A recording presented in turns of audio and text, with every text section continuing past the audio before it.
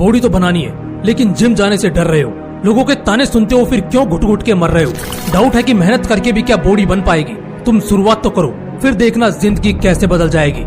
एक ऐसा इंसान जिसकी बॉडी बॉडी कहलाने के लायक नहीं थी, वो इतना दुबला था कि लोग उसकी बॉडी को देखते तो उसका मजाक उड़ाते, उसको ताना मारते और उससे दूर रहना ही पसंद करते।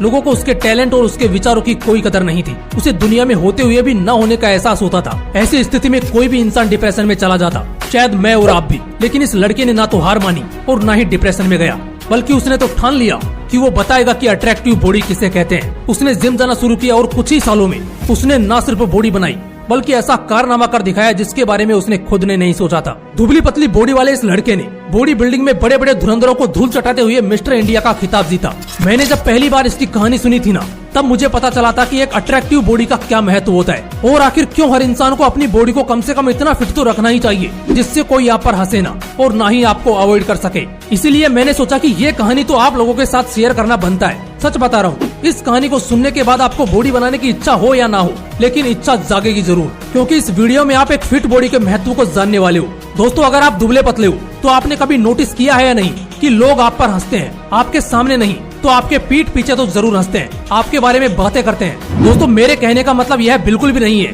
कि आप अभी दुबले पतले हो। अगर जन्म से ही आपकी बॉडी पतली है तो यह सब आपकी गलती नहीं है, लेकिन अगर आप जिंदगी भर अपनी बॉडी को उसी तरह रख रहे हो तो यह पूरी तरह से आपकी गलती है। क्योंकि मानो या ना मानो, मगर लोग किसी भी इंसान की पर्सनैलिटी, उसके अच्छे विचार या स्वभाव को देखकर जज नहीं करते, बल्कि आपका बॉडी स्ट्रक्चर और आपकी बॉडी लैंग्वेज देखकर करते हैं। कड़वी है मगर यह दुनिया की सच्चाई है। लोगों को आपकी बातें, आपके विचार नहीं बल्कि सबसे पहले आपकी बॉडी अट्रैक्ट करती है। हाँ, सारे तो नहीं मगर ज्यादातर लोगों का नजरिया ऐसा ही होता है। इसलिए अगर लोगों के मन में अपना इम्पोर्टेंस, अपना महत्व बढ़ाना है तो अपने शरीर को एक अट्रैक्टिव बॉडी में तब्दील करना ही पड़ेगा। और ये हाथ पे हाथ धरे घर बैठ के तो नहीं होगा। इसके लिए जिम जाके खून पसीना तो बहाना ही पड़ेगा। हर्षित पांडे, कई लोगों को इनके बारे में पता होगा और शायद कई लोगों को नहीं भी। हाँ, बॉडी बिल्डिंग में इंटरेस्ट रखने वाले लोगों के लिए यह नाम नया नहीं है। हर्षित इंडिया के काफी जाने माने बॉडी बिल्डर हैं। इन्होंने mister India, iron man of India, steel man of India जैसे दर्जनों खिताब अपने नाम किए हैं। लेकिन जितनी सरल इनकी कहानी लग रही है ना, उतनी है नहीं।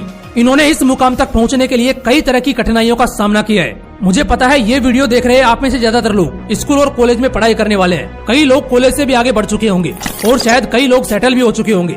तो आप यह मत समझ लेना कि आपका वक्त चला गया है। दोस्तों, नॉर्मली कोई भी इंसान 60 से 70 साल तक जीता है, तो इतनी जिंदगी में एक साल भी बहुत बड़ा टाइम होता है। गौतम अडानी जो हमारे देश के बिजनेसमैन है, इसका सबसे बड़ा उदाहरण है। 1 से 1.5 साल पहले अडानी मुकेश अंबानी से कोसों पीछे थे। किसी ने सोचा भी नहीं होगा कि सिर्फ 1 साल में अडानी अंबानी को पीछे छोड़ देंगे। जब ये हुआ था ना, तो मुझे भी विश्वास नहीं हुआ था, लेकिन जब विश्वास हुआ तब यह भी विश्वास हो गया कि एक दिन भी बहुत बड़ा टाइम होता है जिसमें कुछ भी हासिल किया जा सकता है। इसीलिए बॉडी बनाने की होड़ में टाइम या उम्र को तो बीच में लाने की कोशिश भी मत करना। हर्षित भी कॉलेज में पढ़ाई करने वाला लड़का था। उसकी बॉडी भी किसी बोन स्केलेटन की तरह थी। लोग उस पर हंसते थे, उसका मजाक उड़ाते थे। कई दिनों तक ऐसा ही चलता देख उसने मन में ठान लिया कि एक असली अट्रैक्टिव बॉडी क्या होती है वो इन हंसने वालों को दिखा के रहेगा। इसलिए उसने जिम ज्वाइन करने की ठान ली। लेकिन जिस तरह किसी भी गरीब या लोअर मिडिल क्लास फैमिली के सपनों के बीच पैसा नाम की दीवार खड़ी हो जाती है, उसी तरह हर्षित के सामने भी खड़ी हो गई। क्योंकि हर्षित एक लोअर मिडिल क्लास फैमिली से बिलोंग करता था, जहां उसके पिता एक छोटी मोटी नौकरी करते थे। परिवार का सारा खर्चा उनकी छोटी सी सैलरी पर ही चलता था और कभी कभार तो वो भी कम पड़ जाता था। इस सिचुएशन में हर्षित को घर से पैसे मिल पाना नामुमकिन था, लेकिन उसने मन में ठान लिया था कि बॉडी बनानी है तो बनानी है, चाहे कुछ भी करना पड़े। वो कहते हैं ना कि किसी भी चीज को अगर आप दिल से करना चाहते हो तो रास्ते में आने वाली बड़ी से बड़ी चुनौती भी घुटने टेक देती है। हर्षित को भी बॉडी बनाने की दिल से चाहत थी। उसके पास पैसे नहीं थे, लेकिन एक दूसरा रास्ता उसके सामने खुल गया। एक्सरसाइज के बदले वो जिम में जाता था। उस जिम की साफ सफाई करना, जिम के ग्लासेस साफ करना, जिम ट्रेनर की गाड़ी साफ करना, ये सब काम करता था। लेकिन डाइट का क्या?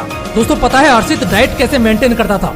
उसकी माँ उसे रोज 35 रुपए देती थी, जिसमें वो 30 रुपए अपनी डाइट पर लगाता और बचे 5 रुपए की सेविंग करता। उस वक्त एक दोस्त ने भी उसकी मदद की। दरअसल उसके दोस्त की अंडे की शॉप थी और वो हर हफ्ते 2 से 3 ट्रे अंडे हर्षित को प्रोवाइड करता था। हर्षित की शुरुआती जर्नी से पता चलता है कि भाई किसी भी काम को अगर आप दिल से करना चाहते हो और वो काम करने के लिए आपके पास पर्याप्त साधन ना हो, तब भी आप उस काम को करने के लिए निकल पड़ो। देखना साधन अपने आप तैयार होते चले जाएंगे, बस देरी है तो आपके उस पथ पर चलने की। हाँ, मगर एक बात तो थी, उसने जिम बस बॉडी बनाने के लिए ही ज्वाइन की थी, न कि किसी दूसरी वजह से। लेकिन उसका यह डिसीजन उसकी किस्मत लिखने वाला था, ये उसने सपने में भी नहीं सोचा था। हर्षित की कड़ी मेहनत और उसकी लगन देखकर उसका ट्रेनर खुश भी हुआ और अचंभित भी। हर्षित ने कुछ ही महीनों में अपनी बॉडी को जबरदस्त तरीके से ट्रांसफॉर्म किया।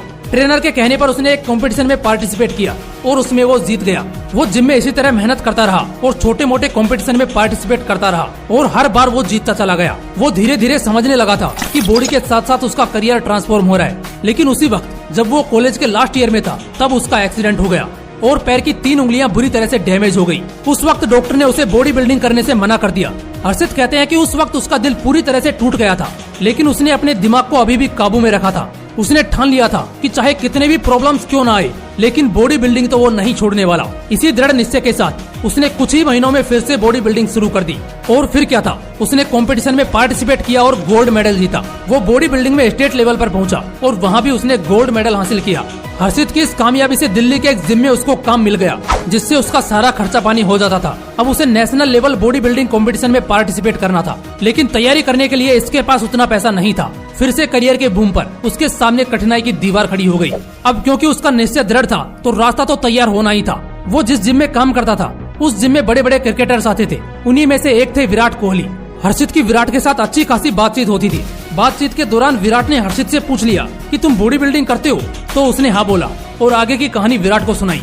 अगले ही दिन नेशनल्स की तैयारी करने के लिए विराट ने 2 लाख रुपए का चेक उसको दे दिया।